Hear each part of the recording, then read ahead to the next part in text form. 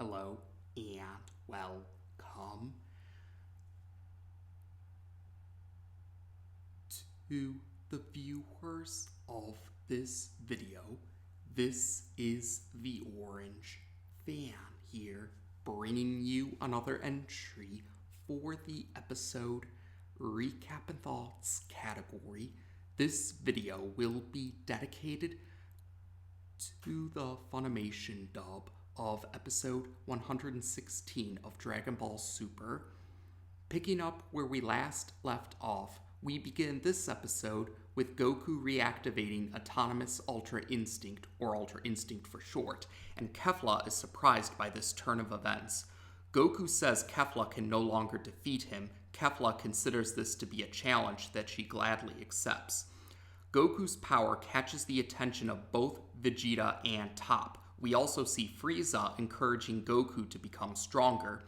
The Omnikings are excited to see Goku has reactivated Ultra Instinct, and Universe 1 Supreme Kai is impressed that Goku has reactivated Ultra Instinct.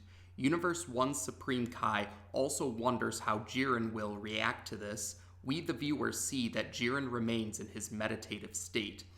We suspect that Kefla was the catalyst for Goku reactivating Ultra Instinct, since Kefla's power rivals the power of the Spirit Bomb that led to Goku activating Ultra Instinct in the first place. Shin says something along the lines about how Ultra Instinct puts the odds in Goku's favor. Vados points out that the tides of battle have changed once again, and Champa urges Kefla to defeat Goku before he can master Ultra Instinct. Kefla is impressed by the power of Ultra Instinct, and she transforms to Super Saiyan 2, deciding to up her own game, in her words. Android 17 and Android 18 notice Goku's power and Kefla's power, and Kappa cheers for Kefla transforming to Super Saiyan 2. Kefla relishes her power increasing and says she's glad she was born a Saiyan. Krillin and Master Roshi both say something along the lines about how the arena seems to be more damaged by the power of both Goku and Kefla, and the respective powers of Goku and Kefla also catch the attention of Gohan and Piccolo. Piccolo says something along the lines about how Goku reactivating Ultra Instinct is drawing out more power from Kefla, while Kefla's power is drawing out more power from Goku. So after a little powering up, Goku and Kefla resume fighting each other. Kefla charges towards Goku while also trying to launch a red energy blast towards him, but Goku is able to dodge this energy blast. Kefla then tries to use physical attacks on Goku, but Goku continues to dodge these attacks while barely leaving the spot that he's in right now. Fua then starts to get fired up, much to the surprise of Beerus, and Fua encourages Kefla to defeat Goku. Vegeta thinks to himself about how it looks like Goku's body is reacting on its own, and this leads to Vegeta recalling that this is what Whis was trying to teach him, Vegeta, and Goku. Eventually, Goku manages to knock Kefla quite a distance, but Kefla quickly returns to where Goku is and says Goku's attacks aren't very impressive when compared to his reflexes. Goku responds by saying something along the lines about how he's getting the hang of Ultra Instinct still. Jiren then leaves his meditative state and he joins Jiren leaves his meditative state and he heads towards the area of the arena that Top and Dispo are at right now. Top, Dispo, and Universe 1 Supreme Kai all suspect that Jiren wants to give his full attention to Goku's power now that Goku has reactivated Ultra Instinct. So, back with the fight between Goku and Kefla, Goku manages to land a series of quick physical attacks on Kefla, but Whis notes that Goku's physical attacks aren't very effective, if at all. Whis suspects that Goku can't make the most of Ultra Instinct's power when he tries to attack. And Whis also suspects that Goku's stamina won't last long if Goku isn't able to finish the fight with the next hit. Goku is determined to end the fight with one more attack, and Kefla is determined to use all her power to defeat Goku. Kefla launches various energy blasts in various different directions at once, and Goku is charging a Kamehameha. Eventually, Kefla launches a spiraled red and green energy blast towards Goku, but Goku rides this energy blast. That's the best way I can think to describe it. Goku rides this energy blast, and he launches the Kamehameha right in front of Kefla. So, yes, Goku launches the Kamehameha right in front of Kefla, and this blasts Kefla off the arena. This also destroys the Potara earrings, which changes Kefla back into Caulifla and Kale. The Omnikins say something along the lines about how they found the fight between Goku and Kefla to be a really cool fight, and the Grand Minister declares that Caulifla and Kale have been eliminated from the Tournament of Power. So the Omnikins tap on Caulifla's image and Kale's image on their respective god pads. Kale apologizes to Fua and Champa. This is also the first time when a character actually calls Fua by his name, and Caulifla vows to get back at Goku, with Kaba trying to calm Caulifla down. Fua begins to panic, and Vados points out that the Namekians are the only members of the Universe 6 team that are still participating in the Tournament of Power. Champa urges the Universe 6 Namekians not to lose because Universe 6's existence rests on their shoulders. Champa also reveals that the thinner Namekian's name is Saunel. Saunel and Polina both assure Champa that they will defeat the 7th Universe team. Krillin is glad that Goku was able to win, and Whis says that it was very wise of Goku to use the Kamehameha to finish the fight. Whis mentions that that the Kamehameha was more effective since Goku's physical attacks weren't very effective. Master Roshi and Tien, though, both agree that Goku won't be able to use that same strategy again later on. And Whis mentions that Goku's physical attacks weren't very effective because Goku was trying to consciously direct those attacks, which contradicted his body acting on its own. And Ultra Instinct is about separating the body from the mind. Well, the conscious mind, anyway. Dispo comments about how Goku's attacks are becoming more refined, and Top comments that Goku will continue to grow stronger. Goku is no longer able to maintain Ultra Instinct, and Frieza sees this from a distance. Frieza also says to himself that he still needs Goku participating in the Tournament of Power. Vegeta declares that he will master Ultra Instinct before Goku. We then see Goku walking off. He's probably trying to find a place to rest. The narrator reveals that 17 minutes are left in the Tournament of Power, and that is how we end this episode. So this episode concludes the fight between Goku and Kefla, and like the end of the previous episode, it happened at the end of the previous episode, but we got to see it in greater detail in this episode, but Goku has reactivated Ultra Instinct, which we last saw when Goku fought Jiren during part 2 of that Goku versus Jiren 2-parter. And yes, I should bring this up because I remember some people were wondering about why the Funimation dub was using Autonomous Ultra Instinct compared to just Ultra Instinct. Now, yes, it seems pretty safe to say that Autonomous Ultra Instinct was used because of mouth flap, lip flap reasons. The term that's used in the subversion has more syllables than just Ultra Instinct. So, yes, Autonomous Ultra Instinct seems to be used for the sake of mouth flaps and lip flaps. Although in this episode, there were a few times where they did call it just Ultra Instinct. So, yes, I think that's what we can probably expect in future episodes for the Universe Survival Saga. I guess you could say in the Funimation dub, Autonomous Ultra Instinct is the full title, while Ultra Instinct is the shorter title for this state. I thought I'd just bring that up for anyone who was curious, but it looks like Autonomous Ultra Instinct and Ultra Instinct will both be used depending on mouth flaps or lip flaps. But in any case, yes, we do get to see more of Ultra Instinct in greater detail compared to when we saw it during the fight with Jiren. Now, it was brought up throughout the course of the episode that Goku's reflexes and reaction time is very impressive while in Ultra Instinct, but Goku's physical attacks were not very effective, and Whis revealed that this was because Goku was not able to separate his conscious thoughts from his body acting on its own.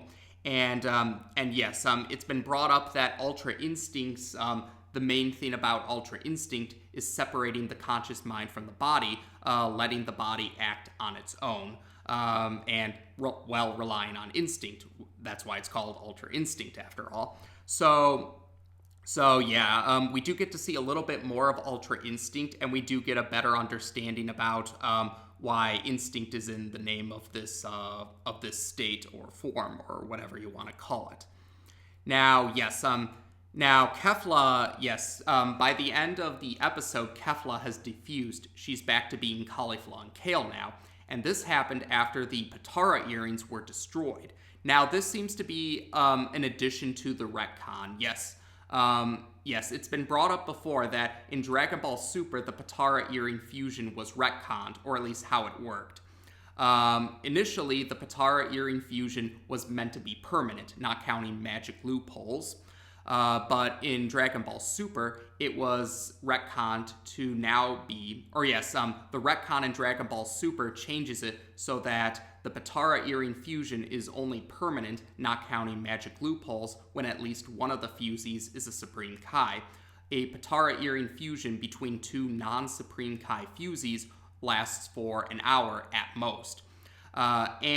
Yes, the earrings being destroyed, causing the fusion to be undone, stood out to me because I do remember how in Dragon Ball Z, Old Kai made a point of stressing that taking off the earrings wouldn't undo the fusion, and we actually did see this in Dragon Ball Z's Buu Saga. Old Kai took off his Patara earrings to give them to Goku, and his fusion wasn't undone. And at a later point, Kibito Kai tried to give Goku and Vegeta his Patara earrings, but yes, taking off the earrings didn't undo Kibito Kai's fusion. Now, in light of the retcon, I guess you could say it still fits with the idea that the fusion is only permanent when at least one of the fusees is a Supreme Kai, not counting magic loopholes. So, yeah, so that's what led me to suspecting that removing the earrings or destroying the earrings, undoing a fusion between two fusees that aren't Supreme Kais, was an addition to the retcon about the hour-long time limit. And I have mentioned it before, the retcon involving the Patara earring fusion is something that I'm not a big fan of. That's the retcon involving the Patara earring fusion is something that I'm not a big fan of that came out of Dragon Ball Super. But yeah, so we do know there's another way to end the fusion early for two non-Supreme Kai fusees because yes, Kefla didn't last the entire hour that the time limit was supposed to be. Or yes, the time limit is supposed to be an hour, but Kefla defused sooner than that. Although we also saw that using a great amount of power also ends the fusion earlier than the intended time limit. Vegito defused before an hour was up when he was fighting Fusion Zamasu. So yes, Caulifla and Kale have now been eliminated from the Tournament of Power. But many fans, fans are willing to agree that Caulifla and Kale did put up a very good fight. And yes, Caulifla and Kale were eliminated from the Tournament of Power, but they put up a very good fight against Goku. Goku actually ended up reactivating Ultra Instinct while fighting them in the form of Kefla. Or yes, when they fused to Kefla, that led to Goku reactivating Ultra Instinct. And yes, I'm really fond of Caulifla, Kale, and their fusion form, Kefla. I think that they're great additions to the cast of the franchise. I had mentioned it before. I'm really glad that we get to see canon female Super Saiyans. Again, this depends on your definition of canon, where you stand in the franchises, where you stand on the franchise's canon debate. And I was also glad to see Kefla because I think it's great that we got to see a fusion.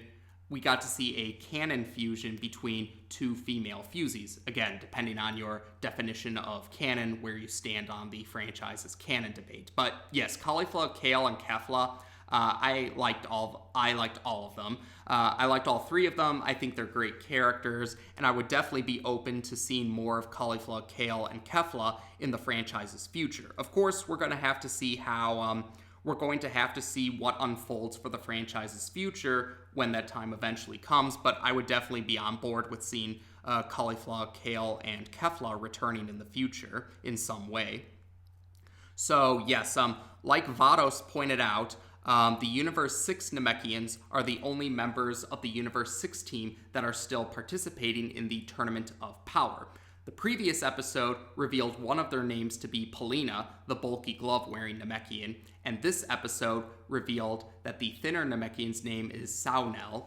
So yes, Saunel and Polina are the last members of the Universe 6 team. Or yes, they're the only members of the Universe 6 team still participating in the Tournament of Power.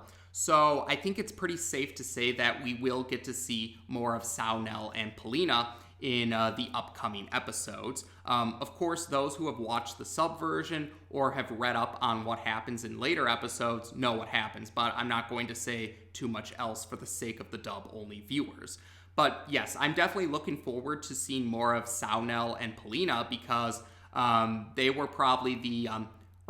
I'm looking forward to seeing more of Saunel and Polina because we hadn't really got to see too much of them beforehand. We have been seeing them fight Gohan and Piccolo for a while now, but they still haven't received too much attention when compared to some of the other members of the Universe 6 team. And actually, when the Tournament of Power started, Saunel and Polina weren't immediately shown, or they weren't clearly visible compared to other members of the Universe 6 team. So I'm definitely looking forward to seeing more of Saunel and Polina. And otherwise, I think that might actually be about it. So I definitely enjoyed this episode. This is probably, at this point in time, this is probably one of my favorite episodes from the Tournament of Power sub-saga of the Universe Survival Saga. Like I mentioned, I think Kefla, along with Caulifla and Kale, are really cool characters, and I did like the fight between, I liked when they fought against Goku, both the Goku versus Caulifla and Kale fight and the Goku versus Kefla fight. It was cool that we got to see Ultra Instinct make a return, and I did appreciate that we got to see more of Ultra Instinct in action in this episode, and I also did appreciate that we have a better understanding about why it's called Ultra Instinct. And yes, Jiren is no longer in his meditative state, so that changes things a bit. Yes, Jiren is no longer in his meditative state, so that's another indicator that we're getting really close to the end of the Tournament of Power. And the narrator did comment that there are 17 minutes left in the Tournament of Power. So yes, we're getting closer to the end game for the tournament, so it's safe to say that the intensity is going to increase in the upcoming episodes. So yes, I would say that's it for now. So as of this video, we've now discussed the Funimation dub of episode 116 of Dragon Ball Super on this channel. Take care, and until next time.